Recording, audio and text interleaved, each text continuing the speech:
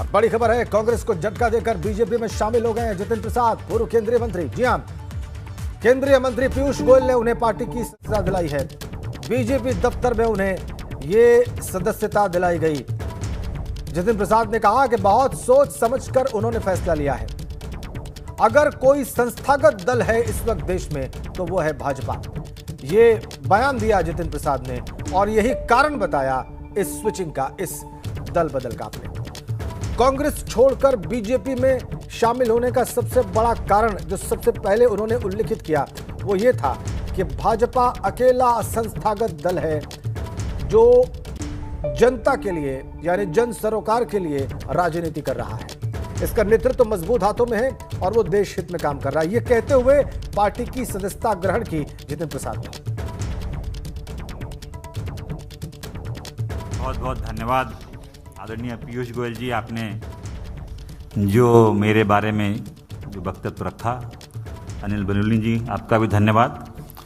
सर्वप्रथम तो मैं आज के इस दिन भारतीय जनता पार्टी के राष्ट्रीय अध्यक्ष श्री जेपी नड्डा जी, देश के यशस्वी प्रधानमंत्री आदरणीय नरेंद्र मोदी जी, इस देश के कर्मयोगी गृह मंत्री आदरणीय अमित शाह जी और समस्त भारतीय जनता पार्टी नेतृत्व का मैं धन्यवाद अर्पित करता हूं कि उन्होंने आज इस भारतीय जनता पार्टी परिवार में मुझे सदस्यता और सम्मान दिया है।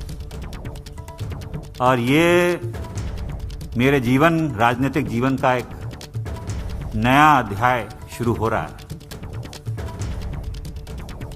जैसे तस्वीर आप देख लीजिए, जब राष्ट्रीय अध्यक्ष जेपी नड्डा से मिले, बीजेपी के राष्ट्रीय अध्यक्ष जेपी नड्डा से जितिन प्रसाद, उस वक्त की तस्वीरें देखिए आप।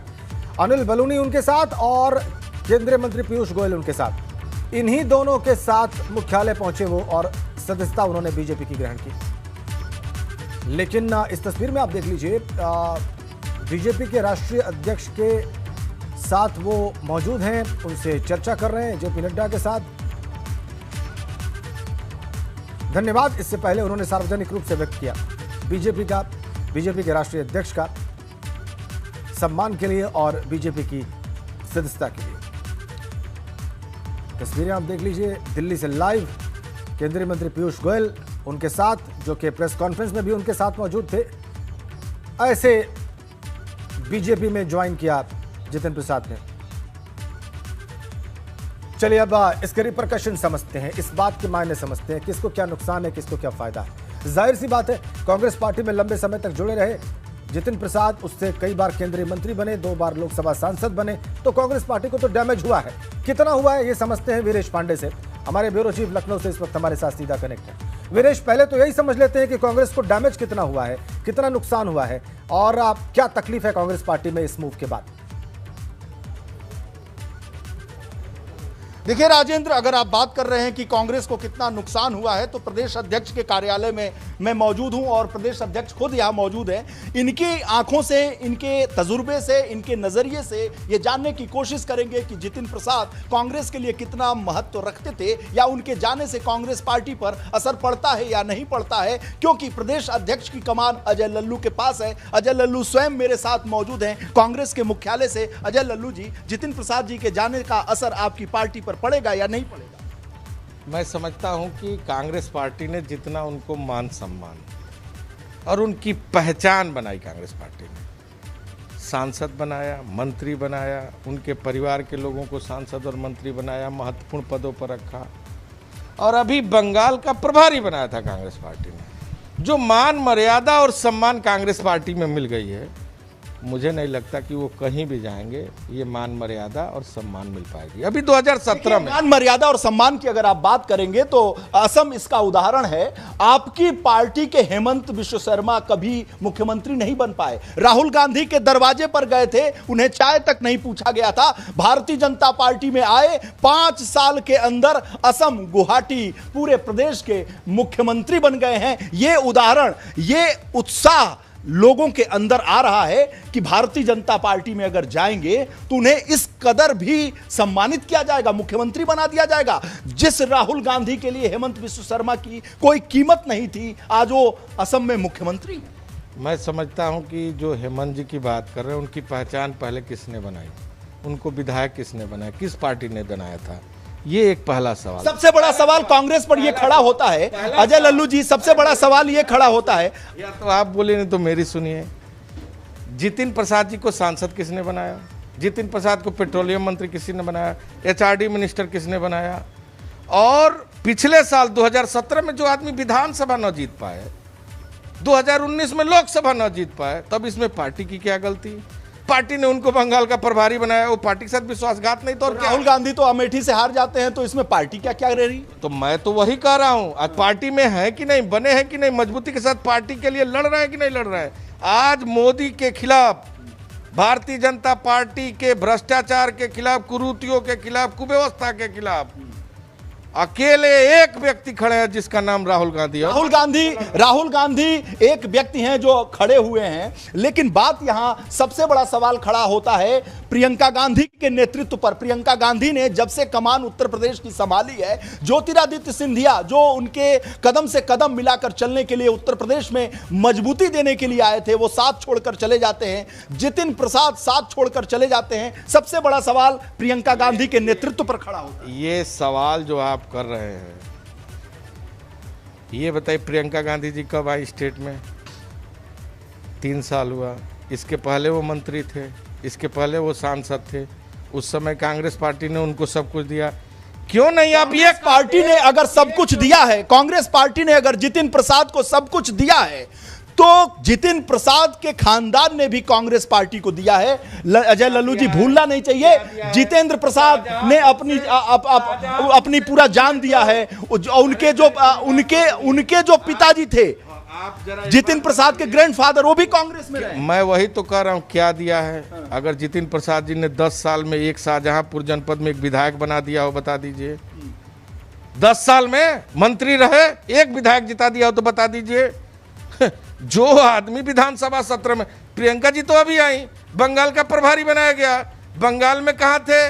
मैं ये सवाल कर रहा हूं, सत्ता का सुख भोगने के आदी हो गए हैं, लोगों को बंद कमरे में रहने के आदी हो गए। 4 दिन पहले अखिलेश यादव जी के साथ भोजन करके आए, जैसा कि सूत्र बता रहे हैं, और आज भाजपा में चले गए। भी सूत्रकार हो गए क्या? मैं समझ रहा हूं कि जिसके अपना कोई चरित्र ही नहीं, वो दूसरे पर आरोप लगाना बंद करे। पहले आईने में देखे, उनका चेहरा उनको बता देगा कि उन्होंने कांग्रेस के साथ क्या किया है। जिसने पहचान, आज अजय लल्लू है, मैं दावे के साथ कर रहा हूं, ये नोट करके रखिएगा और लोड करके रखिएगा अपने कैमरे में। अजय लल्लू की पहचान कांग्रेस ने बनाई है। अगर 2012 में अजय लल्लू को किसी ने विधायक का टिकट दिया है, गरीब के बेटे को, तो राहुल गांधी ने दिया। आज 2017 में सीएलपी लीडर किसी ने बनाया तो राहुल गांधी ने बनाया, और आज उत्तर प्रदेश कांग्रेस का अध्यक्ष बनाया तो आदरणीय सोनिया गांधी जी ने बनाया। ये पहचान है कांग्रेस पार्टी का और कांग्रेस का एक कार्यकर्ता है। तो आप कह रहे हैं कि जितिन प्रसाद अखिलेश यादव से भी मिला है? तो मैं वही तो कह रहा हूं कि जो घाट घाट के पानी पिए, उसके बारे में क्या कहना। बहुत बहुत धन्यवाद। आचार्य प्रमोद कृष्णन भी योगी जी की तारीफ कर रहे हैं। अजय जी बहुत बहुत धन्यवाद। अजय जी एक देखिए, एबीपी गंगा के दर्शक ये जानना चाहते हैं, अजय लल्लू जी आप प्रदेश अध्यक्ष, बड़ा अच्छा होता आचार्य प्रमोद, मैं तो बड़ा अच्छा होता कि 4 साल में उत्तर प्रदेश में 500 से अधिक लोग जहरीली शराब से मर गए। बदायूं में मरे, मुरादाबाद में मरे। लल्लू जी अगर कोई मरता है तो उसका भी सवाल हम खड़ा करते हैं, उनसे भी बात करते हैं, लेकिन सवाल यह खड़ा होता है कि आपकी पार्टी टूट रही है, इतने बड़े कद्दावर क्षत्रप टूट रहे हैं। सवाल प्रदेश अध्यक्ष से होगा, कहीं ये आपकी कमजोरी तो नहीं, प्रियंका गांधी राहुल गांधी की कमजोरी तो नहीं? मैं समझता हूं आपका सवाल भी है, लेकिन मेरा ये कहना है कि अलीगढ़ में 113 लोग मरे, उसके मौत का जिम्मेदार कौन है? देखिए, ये पॉलिटिकल सवाल जब होगा तो अब अगर सरकार से होगा, हम सारे सवाल को खड़ा करते हैं। जब अलीगढ़ में जहरीली शराब से लोग मरते हैं तो हम खबर चलाते हैं, जो भी कुछ होता है हम खबर चलाते हैं, लेकिन सवाल जितिन प्रसाद का है। जब खबर होगी जितिन प्रसाद जैसे कद्दावर नेता टूटेंगे, आपकी पार्टी से बड़े नेता टूटेंगे, तो सवाल तो खड़ा होगा। इस समय केवल आप जवाब ये दीजिए कि क्या जितिन प्रसाद आपके लिए महत्व रखते थे कि नहीं रखते थे? उनके जाने से आपकी पार्टी का नुकसान होगा कि नहीं होगा? देखिए, मैं समझता हूं कि आपने बंगाल में देखा, बहुत लोगों को तोड़ लिया भाजपा ने, सीबीआई ईडी के डर से। ऐसे तमाम लोगों को भी तोड़ने का प्रयास किया। पार्टियां नहीं खत्म होती, और खासकर कांग्रेस पार्टी एक विचारधारा है। मेरे कोई आने से, किसी के जाने से पार्टी नहीं समाप्त हो सकती। 125 साल पुरानी पार्टी है, धीरे धीरे खत्म होती जा रही है। 125 साल पुरानी नहीं खत्म होगी, अभी समय आने दीजिए। 24 में भी आ रहे हैं और उत्तर प्रदेश में 22 में भी आ रहे हैं। 22 मतलब आपकी सरकार बनेगी पूरे मजबूत इरादे के साथ। गांव, गरीब, खेत खलियान, नौजवान, किसान के मुद्दों को लेकर कांग्रेस ने संघर्ष किया है। एक सवाल आप लाठी जरूर का पूछिए। याद है प्रियंका गांधी का। 22 में आप आ जाएंगे सत्ता में? एक सवाल बिल्कुल इनसे जरूर आएंगे। पूछिए कि और जब उत्तर पिछली प्रदेश की बार जनता का लगभग आशीर्वाद ज्वाइन भी कर लिया हासिल था होगा। जितिन प्रसाद आपको ने। याद होगा, अगर हाथरस की बेटी को न्याय दिलाना हो, उन्नाव की बेटी को न्याय दिलाना हो, वीरेश, ये आदिवासी जरूर भाई जानने बहनों का को प्रयास न्याय करिए कि दिलाना पिछली बार जितिन प्रसाद सवाल को आप कैसे, स्टूडियो किस से बात पूछा को जाए। कहकर रोका गया था? कांग्रेस पार्टी क्या ने क्या लड़कर क्या आदरणीय बात की थी प्रियंका गांधी ने जब पिछली बार लगभग जा चुके थे जितिन प्रसाद को रोक लिया गया? क्या बार्गेनिंग की गई थी? प्रियंका गांधी ने क्या आश्वासन दिया था पिछली बार जब 2019 से पहले उनका जो लाओ लश्कर है कूच कर गया था लखनऊ की तरफ से भारतीय जनता पार्टी में और शामिल होने जा रहे थे? आखिर क्या आश्वासन था कि उस समय रुक गए और इस समय आश्वासन ऐसा नहीं मिल पाया कि वो नहीं रुके? और वही जितिन प्रसाद हैं जिन्होंने अभी बंगाल में कहा था, प्रभारी थे, कि गुजरात मॉडल बंगाल में नहीं लागू। मैं समझता हूं कि ये जो आपका सवाल है, सवाल में ही जवाब छिपा हुआ है। बार्गेनिंग आपने शब्द इस्तेमाल किया। मैं कह रहा हूं कि उनको पश्चिम बंगाल का प्रभारी बनाया गया, CWC के मेंबर हुए। पिछले दिनों उन्होंने केंद्रीय नेतृत्व पर भी सवाल उठाया था। फिर भी ये देखिए हमारी कितनी बड़ी पार्टी है, लोकतांत्रिक पार्टी, सबके विचारों को मानने के बाद भी उनको किसी तरह का कोई कार्रवाई नहीं की और उनको पूरी तरह लोकतांत्रिक प्रक्रिया पर विश्वास करते हुए सम्मान दिया, पश्चिम बंगाल के प्रभारी बनाया। और जिसको प्रभारी बनाया, मैं तो कहता अगर बहुत बहादुर वीर थे तो 2017 का विधानसभा जीत लेते, 2019 का लोकसभा जीत लेते, तो मैं उनको मानता वो वीर थे। 10 साल मंत्री थे, 2 बार लोकसभा हार गए। तो भैया सत्ता पर बैठने की जिसको आदत हो जाए ना, वो सड़क पर संघर्ष नहीं कर सकता। और विश्वासघात जो किया है, जो पार्टी ने पहचान बनाई है, समय बता देगा कि वो क्या क्या कर। आखिरी सवाल है, जो टीम 23 बनी थी, जो सोनिया गांधी के नेतृत्व पर, राहुल गांधी के नेतृत्व पर प्रियंका, जिसने पत्र लिखा, जिसने टीम 23 के लोगों ने ये कहा कि नेतृत्व में परिवर्तन होना चाहिए, कार्यशैली में बदलाव होना चाहिए, उसके मेंबर रहे जितिन प्रसाद, उन्होंने भी पत्र लिखा था, बगावत किया था। तो क्या आपको लगता है कि गुलाम नबी आजाद, आनंद शर्मा, जो मनीष तिवारी, इस तरह के जो लोग हैं वो पार्टी से बगावत करेंगे, एक एक करके अलग होते जाएंगे?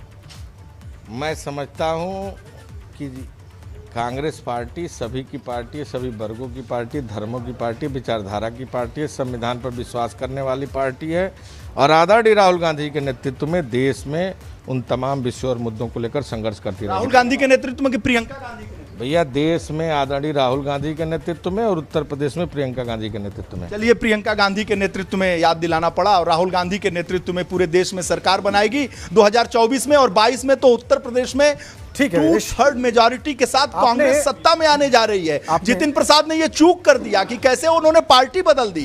देखिए, बहुत उत्साह है अजय लल्लू में, वो ये जानते हैं कि 2022 में कांग्रेस की प्रचंड बहुमत के साथ सरकार बनेगी। ये बातें हास्यास्पद हो सकती हैं या नहीं हो सकती हैं, एबीपी गंगा के दर्शक देख रहे होंगे तो वो समझ रहे होंगे कि संगठन के स्तर पर, पार्टी के कार्यकर्ताओं के उत्साह के स्तर पर बात करते हैं कांग्रेस में कितना उत्साह है, कितनी ताकत है, संगठन के स्तर पर कितनी अजय लल्लू के लिए कठिन दिन है कांग्रेस को डिफेंड करना और जितिन प्रसाद के भाजपा में जाने पर टिप्पणी करना, यह समझा जा सकता है वीरेश, और आपने तमाम सवाल भी किए।